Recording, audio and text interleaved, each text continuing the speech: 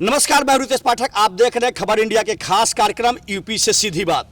इस वक्त मैं उत्तर प्रदेश के भदोही जिले के जिला मुख्यालय कार्यालय मौजूद हूँ, जहाँ से पूरी रणनीति बनाई जाती है, शासन प्रशासन चलता है।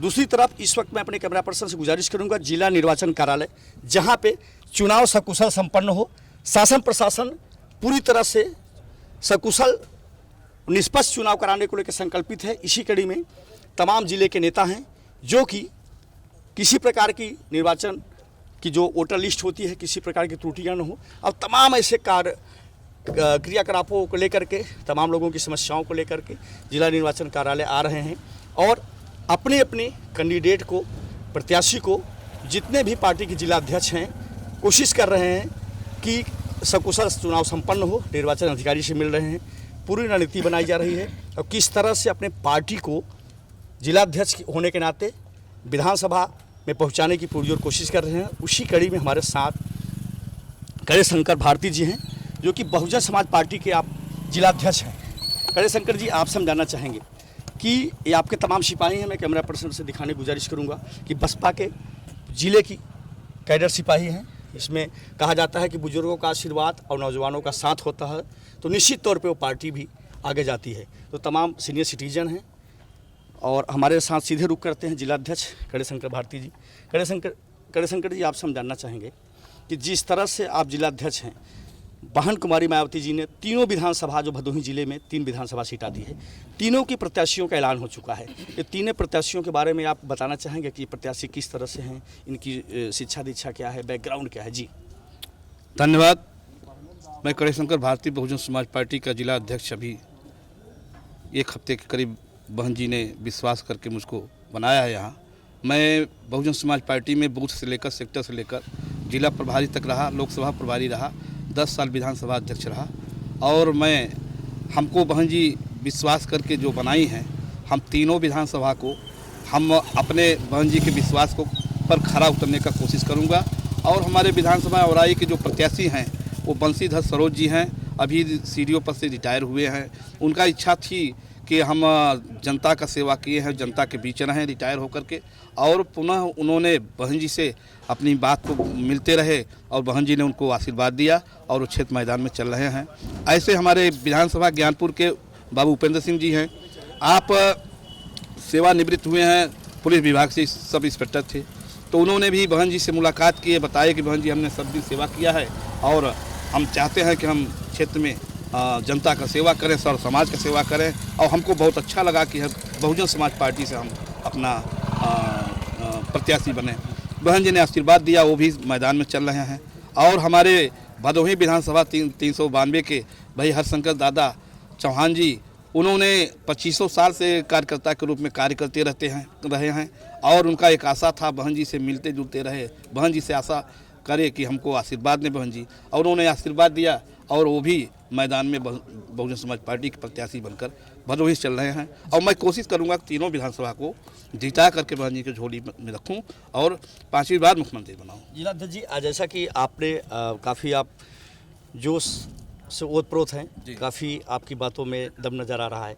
दूसरी तरफ जो आप जो है जिलाध्यक्ष होने के नाते, जैसे आपने कहा कि बहन कुमारी मायावती जी जो बहुजन समाज पार्टी की राष्ट्रीय सुप्रीमो हैं, आपने एक सेक्टर प्रमुख से कार्यकर्ता के रूप में सफर तय किया। आप अभी चुनाव मुहाने पे है, चंद दिन संपन्न होने में है। आप जिलाध्यक्ष होने के नाते बसपा के सिपाहियों के लिए, भदोही जिला के जो कार्यकर्ता हैं, उनके लिए आप क्या शुभकामना देना चाहेंगे और किस तरह से उनको संदेश देंगे, मैसेज देंगे, ताकि जैसे आपने दावा किया कि हम तीनों विधानसभा जीत के जो है बहन जी की झोली में डालेंगे, तो कार्यकर्ताओं के लिए आपकी तरफ से क्या संदेश है? देखिए, बहुजन समाज पार्टी के जो कार्यकर्ता हैं, माननीय बहन जी का जो संदेश है उन तक संदेश पहुंच चुका है।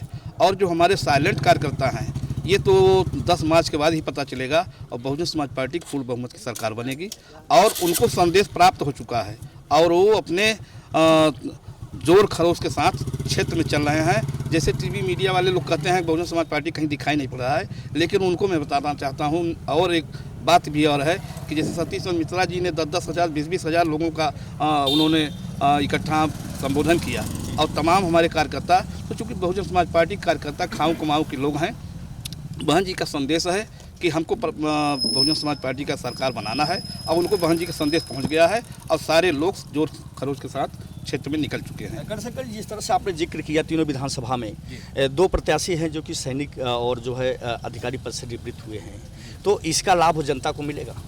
ऐसा है कि जो बाबू उपेंद्र सिंह जी हैं, उनके दादा बंश नारायण जी कंवरी वाले, वो 1967 में यहाँ से एमपी रहे हैं और 1952 में यहाँ विधानसभा ज्ञानपुर से वो विधायक रहे हैं। तो उनको जनता काफ़ी ढंग से उनको चाह रही है और उनको आशीर्वाद भी दे रही है।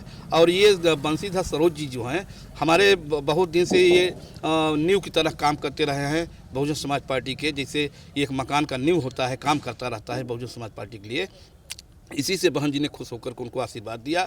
और जो विपक्षी के हैं, जानते हैं आप कि उनको बहन जी ने बहुजन समाज पार्टी ने जिला पंचायत अध्यक्ष बनाया, उनको विधायक बनाया। और तो सब जान ही गए कि व्यवसायिक लोग हैं, वहाँ से यहाँ टहलते रहते हैं, कोई मतलब नहीं है। और हमारी लड़ाई किसी न सब आपस में लड़कर ख़त्म हो जाएंगे, बहुजन समाज पार्टी बगल से निकल जाएगी और पूर्ण बहुमत की सरकार बनाएगी। गणशंकर जी, जैसा कि बहन जी का स्लोगन है सर्वजन हिताय सर्वजन सुखाय, इसके अलावा आपका जो है आप जनता के बीच जो जाएंगे तो प्रमुख किन मुद्दों को लेकर जाएंगे?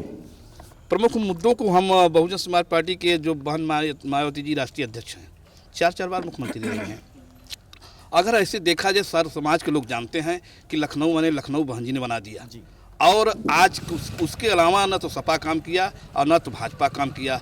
और ये एक्सप्रेसवे जो है नोएडा से लेकर के यहाँ तक जो बहन जी ने नींव रखा था, जमुना एक्सप्रेसवे जो बहन जी ने गाजियाबाद से गाजीपुर रखा था, तमाम ऐसे विद्यालय से लेकर के पॉलिटेक्निक से लेकर के महाविद्यालय से लेकर के नोएडा में रेसर जो एशिया में होता है, बहन जी ने किया। जो काम है बहन जी के काम को हम गिनाएंगे, बहुजन समाज पार्टी को काम को गिनाएंगे। जनता गिनती है और जनता जानती है, चट्टी चौमाने पे बोलना शुरू कर दिए हैं हमारे सर्व समाज के लोग कि अगर कोई काम करेगा तो बहुजन समाज पार्टी के मुखिया बहन मायावती जी करेंगे। गणशंकर जी, चलते आपसे आखिरी सवाल, तीनों विधानसभा के प्रति आपको क्या लगता है कि भदोही जिले का जो नतीजे होगा, आपको कितनी सीटें जीत के आने को मिली है? ये चौंकाने वाली बात होगा। बहुजन समाज पार्टी की 3 सीट निकलने जा रही है और अच्छे खासे सीट वोटों से निकलेगी, ये पूर्ण विश्वास है।